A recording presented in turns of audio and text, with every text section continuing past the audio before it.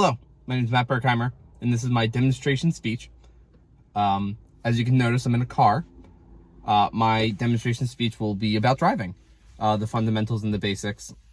To start off, first I want to say I'm going to talk through all of it. I'm going to use a lot of different terms and names of things. And then at the end, I'm going to go around with the camera to show all the different parts and how they work. The second thing I'd like to mention is, again, this is just for a project. If you seek education on driving, don't do it off of this. Seek professional or more responsible help, I should say. But safety is the first thing I think is always important.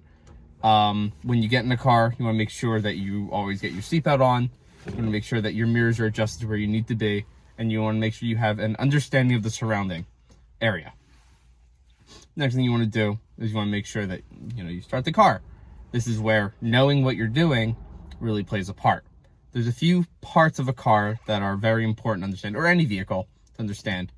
The first, I think, is the most important of the car is the lights, right? If you're driving at night or you're trying to signal how to turn, the headlights, the back lights, the turn signals, the high beams, they're all important aspects of the car that are used for different things, right? The headlights and the hazard lights are for, floodlights are more for when it's dark or when it's foggy, right? You use them to illuminate the way. The back lights are to indicate when you're going, braking for the cars behind you. Turn signals are to indicate if you're turning left, right, merging lanes. They're indicating the front and the back. Let's see, what else? In some other vehicles, there are some other lights. I am driving a Jeep Compass from 2007, so I'm going to be showing off that. Some other aspects of the car are the different gauges, the gas, the temperature of the engine, your speedometer, all important when you're driving to understand what they all mean, what they all do. So if there's something wrong with it, or you get pulled over for something, God forbid, you know what is being talked about and you know what you're talking about. Speaking of getting pulled over, for God's sakes, or for anyone's sake, I guess, you want to make sure that you have your documentation, license, registration, proof of ownership, if you have any other means of it. The next, I think, important part to talk about is the different levers and switches that are in a vehicle, right? Other than the stereo's always going to be different unless you buy an aftermarket, which is just buying something from a different store that is not stock in the car. In mine in particular, I have a little lever on the left and right, indicate some have lights and turn signals, others are the windshield wipers. And I'll demonstrate how they work at the end, but you turn a knob and the windshield wipers go on different speeds. You can pull it and push it, do different things. There's also another function in vehicles that most vehicles have, is cruise control. Cruise control is used for when you are going, usually for longer trips, or if you'd rather just not use the pedals and brakes, is you can set it and the car will go that speed on its own. It will not drive itself. It'll hold its own speed. You'd still have to use the steering wheel, but otherwise it would hold its own speed. And then the very, very basics of the car: steering wheel, horn, brake, and gas, right? So when you're driving, you usually use one foot. You usually use your right leg, right foot. The gas is on the far right. Gas is on the left.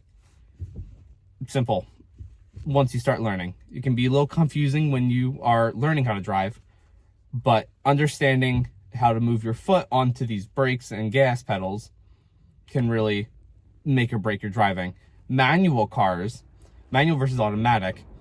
Automatic means the gears will shift for you. Manual means you have to shift them on your own as your speedometer goes up, or as your RPM goes up, which is indicated on your speedometer. They will have a clutch. A clutch is something that you press with your left leg, which will allow you to change gears to increase your speed without hurting your engine. The horn, if you need any reason to indicate, horn.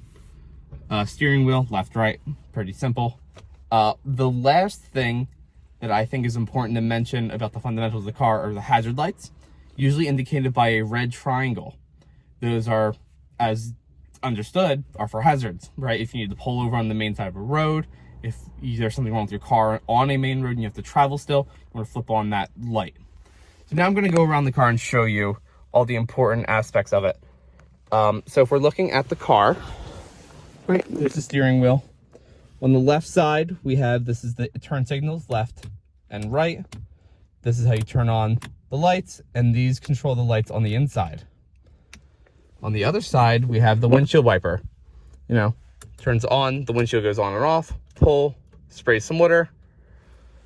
And then down here, this is the gear shift, you know, park, reverse, neutral, and drive. And then this is the hazard lights. And clip that on. Then those indicate it is usually always going to be your turn signal. Turn it off. The knobs, specifically for my car. This is the cruise control controls. And then down here, under the feet, or under the steering wheel, are the gas